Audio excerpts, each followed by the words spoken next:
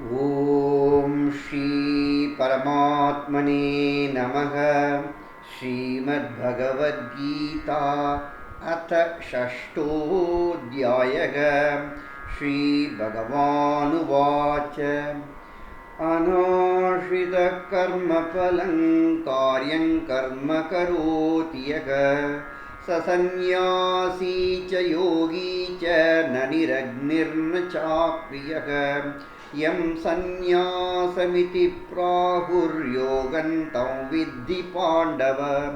ನ ಹ್ಯಸನ್ಯಸ್ತಸಂಕಲ್ಪೋ ಯೋಗೀ ಭವತಿ ಕಶ್ಚನ ಆರುರುಕ್ಷೋರ್ಮುನೇರ್ಯೋಗಂ ಕರ್ಮ ಕಾರಣಮುಚ್ಯತೆ ಯೋಗಾರೂಢಸ್ಯ ತಸ್ಯೈವ ಶಮಃ ಕಾರಣಮುಚ್ಯತೆ ಯದಾ ಹಿನೇಂದ್ರಿಯಾರ್ಥೇಷು ನ ಕರ್ಮಸ್ವನುಷಜ್ಯತೆ ಸರ್ವಸಂಕಲ್ಪಸನ್ಯಾಸೀ ಯೋಗಾರೂಢಸ್ತದೋಚ್ಯತೆ ಉದ್ಧರೇದಾತ್ಮನಾತ್ಮಾನಮಾತ್ಮಾನಮವಸಾದಯೇತ್ ಆತ್ಮೈವ ಹ್ಯಾತ್ಮನೋ ಬಂಧುರಾತ್ಮೈವ ರಿಪುರಾತ್ಮನಃ ಬಂಧುರಾತ್ಮಾತ್ಮನಸ್ತಸ್ಯ ಯೇನಾತ್ಮೈವಾತ್ಮನಾ ಜಿತಃ ಅನಾತ್ಮನಸ್ತು ಶತ್ರುತ್ವೇ ವರ್ತೇತಾತ್ಮೈವ ಶತ್ರುವತ್ ಜಿತಾತ್ಮನಃ ಪ್ರಶಾಂತಸ್ಯ ಪರಮಾತ್ಮಾ ಸಮಾಹಿತಃ ಶೀತೋಷ್ಣಸುಖದುಃಖೇಷು ತಥಾ ಮಾನಾಪಮಾನಯೋಃ ಜ್ಞಾನವಿಜ್ಞಾನತೃಪ್ತಾತ್ಮಾ ಕೂಟಸ್ಥೋ ವಿಜಿತೇಂದ್ರಿಯಃ ಯುಕ್ತ ಇತ್ಯುಚ್ಯತೆ ಯೋಗಿ ಸಮಲೋಷ್ಟಾಶ್ಮಕಾಂಚನಃ ಸುಹೃನ್ಮಿತ್ರಾರ್ಯುದಾಸೀನ ಮಧ್ಯಸ್ಥದ್ವೇಷ್ಯ ಬಂಧುಷು ಸಾಧುಷ್ವಪಿ ಚ ಪಾಪೇಷು ಸಮಬುದ್ಧಿರ್ವಿಶಿಷ್ಯತೆ ಯೋಗೀ ಯುಂಜೀತ ಸತತಂ ಆತ್ಮಾನಂ ರಕಸಿ ಸ್ಥಿತಃ ಏಕಾಕೀಯತ ಚಿತ್ತಾತ್ಮಾ ನಿರಾಶೀರ ಪರಿಗ್ರಹಃ ಶುಚೌ ದೇಶೇ ಪ್ರತಿಷ್ಠಾಭ್ಯ ಸ್ಥಿರಮಾಸನಮಾತ್ಮನಃ ನಾತ್ಯುಚ್ಛ್ರಿತನ್ನಾತಿ ನೀಚಂಚೈಲಾಜಿನಕುಶೋತ್ತರಂ ತತ್ರೈಕಾಗ್ರಂ ಮನಃ ಕೃತ್ವಾ ಯತಚಿತ್ತೇಂದ್ರಿಯಕ್ರಿಯಃ ಉಪವಿಶ್ಯಾಸನೇ ಯುಂಜ್ಯಾದ್ ಯೋಗಮಾತ್ಮವಿಶುದ್ಧಯೇ ಸಮಂಕಾಯ ಶಿರೋ ಗ್ರೀವನ್ ಧಾರಯನ್ನಚಲಂ ಸ್ಥಿರಃ ಸಂಪ್ರೇಕ್ಷ್ಯ ನಾಸಿಕಾಗ್ರಂ ಸ್ವನ್ ದೃಶಶ್ಚಾನವಲೋಕಯನ್ ಪ್ರಶಾಂತಾತ್ಮಾ ವಿಗತಭೀರ್ಬ್ರಹ್ಮಚಾರಿ ವ್ರತೆ ಸ್ಥಿತಃ ಮನಃ ಸಂಯಮ್ಯ ಮಚ್ಚಿತ್ತೋ ಯುಕ್ತ ಆಸೀತ ಮತ್ಪರಃ ಯುಂಜನ್ನೇವಂ ಸದಾತ್ಮಾನೈ ಯೋಗೀ ನಿಯತಮಾನಸಃ ಶಾಂತಿರ್ನಿರ್ವಾಣ ಪರಮಾಂ ಮತ್ಸಂಸ್ಥಾಮಧಿಗಚ್ಚತಿ ನಾತ್ಯಶ್ನತಸ್ತು ಯೋಗೋಸ್ತಿ ನ ಚೈಕಾಂತಮನಶ್ನತಃ ನ ಚಾತಿ ಸ್ವಪ್ನಶೀಲಸ್ಯ ಜಾಗ್ರತೋ ನೈವ ಚಾರ್ಜುನ ಯುಕ್ತಾಹಾರವಿಹಾರಸ್ಯ ಯುಕ್ತಚೇಷ್ಟಸ್ಯ ಕರ್ಮಸು ಯುಕ್ತಸ್ವಪ್ನಾವಬೋಧಸ್ಯ ಯೋಗೋ ಭವತಿ ದುಃಖಃ ಯದಾ ವಿನಿಯತಂ ಚಿತ್ತಂ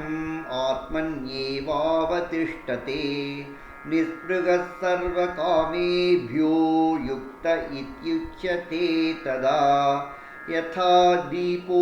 ನಿವಾತಸ್ಥೋ ನೇಂಗತೆ ಸೋಪಮಾ ಸ್ಮೃತಾ ಯೋಗಿನೋ ಯತಚಿತ್ತಸ್ಯ ಯುಜ್ಯತೋ ಯೋಗಮಾತ್ಮನಃ ಯತ್ರೋ ಪರಮತೆ ಚಿತ್ತಂ ನಿರುದ್ಧೈ ಯೋಗಸೇವಯಾ ಯತ್ರ ಚೈವಾತ್ಮನಾತ್ಮಾನಂ ಪಶ್ಯನ್ನಾತ್ಮನಿ ತುಷ್ಯತಿ ಸುಖಮಾದ್ಯಂತಿಕೈ ಯತ್ತದ್ ಬುದ್ಧಿಗ್ರಾಹ್ಯಮತೀಂದ್ರಿಯಂ ವೇತ್ತಿ ಯತ್ರ ನ ಚೈವಾಯಂ ಸ್ಥಿತಶ್ಚಲತಿ ತತ್ವತಃ ಯಲ್ಲಬ್ಧ್ವಾ ಚಾಪರಲ್ಲಾಭಂ मन्यते नाधिकं ततः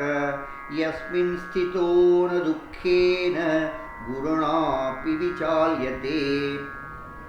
तं विद्या दुःखसंयोगवियोगैयोगसंज्ञितं स निश्चयेन योक्तव्यो योगो निर्विण्णचेतसा संकल्पप्रभवान् कामांस् त्यक्त्वा सर्वान् शेषतः मनसैवेन्द्रियग्रामं विनियम्य समन्ततः शनैः शनैरुपरमेद्बुद्ध्या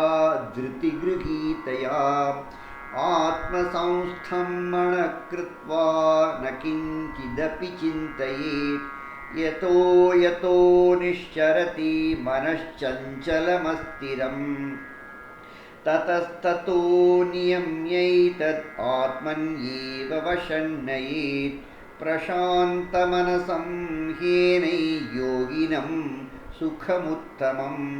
उपैति शान्तरजसं ब्रह्मभूतमकल्मषं युञ्जन्नेवं सदात्माने योगी विगतकल्मषः सुखेन ब्रह्मसंस्पर्शम् अत्यन्तं सुखमश्नुते सर्वभूतस्थमात्मानं सर्वभूतानि चात्मनि ईक्षते योगयुक्तात्मा सर्वत्र समदर्शनः यो मां पश्यति सर्वत्र सर्वं च मयि पश्यति तस्याहं न प्रणश्यामि स च मे न प्रणश्यति सर्वभूतस्थितै यो मां भजत्येकत्वमास्थितः सर्वथा वर्तमानोऽपि स योगी मयि वर्तते आत्मौपम्येन सर्वत्र समं पश्यति योऽर्जुन सुखं वा यदि वा दुःखं स योगी परमो मतः अर्जुन उवाच योगस्त्वया प्रोक्तः साम्येन मधुसूदन एतस्याहं न पश्यामि चञ्चलत्वास्थितिं स्थिरां चञ्चलं हि मनः कृष्ण प्रमाति बलवदृढं तस्याहं निग्रहं मन्ये वायोरिव सुदुष्करम् श्रीभगवानुवाच असंशयं महाबाहो मनो दुर्निग्रहञ्चलम् अभ्यासेन तु कौन्तेय वैराग्येण च गृह्यते असंयतात्मना योगो दुष्प्राप इति मे मतिः पश्यात्मना तु यतता शक्यो वाप्तुमुपायतः अर्जुन उवाच अयतिश्रद्धयोपेतो योगाच्चलितमानसः अप्राप्य योगसंसिद्धिं काङ्गतिं कृष्ण गच्छति कच्चिन्नो भयविभ्रष्टश्चिन्नाभ्रमिव नश्यति अप्रतिष्ठो महाबाहो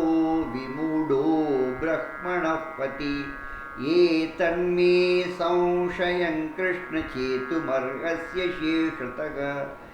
त्वदन्यः संशयस्यास्य चेता न ह्युपपद्यते श्रीभगवानुवाच पार्थ नैवेगनामुत्र विनाशस्तस्य विद्यते न हि कल्याणकृत् कश्चित् दुर्गतिं तात गच्छति प्राप्य पुण्यकृतान् लोकान् उषित्वा शाश्वती समाः शुचीनां श्रीमतां गेहे योगभ्रष्टोऽभिजायते अथवा योगिनामेव कुले भवति धीमताम् एतद्धि दुर्लभतरल्लोके जन्म यदीदृशम् तत्र तं बुद्धिसंयोगं लभते पौर्वदेहिकं यतते च ततो भूयः संसिद्धौ कुरु नन्दन पूर्वाभ्यासेन तेनैव ह्रियते व्यवशोऽपि सः जिज्ञासुरपि योगस्य शब्दब्रह्माति वर्तते प्रयत्नाद्यतमानस्तु योगी संशुद्ध किल्बिषः अनेकजन्म संसिद्धस्ततो याति परां गतिम् तपस्विभ्योऽधिको योगी ज्ञानिभ्योऽपि मतोऽधिकः कर्मिभ्यश्चाधिको योगी तस्मात् योगी भवार्जुन योगिनामपि सर्वेषां मद्गतेनान्तरात्मना श्रद्धावान् भजते यो मां स मे युक्ततमो मतः। ॐ तत्सदिति श्रीमद्भगवद्गीतासु उपनिषत्सु ब्रह्मविद्यायां योगशास्त्रे श्रीकृष्णार्जुनसंवादे आत्मसंयमयोगो नाम षष्ठोऽध्यायः। ॐ श्रीकृष्णार्पणमस्तु।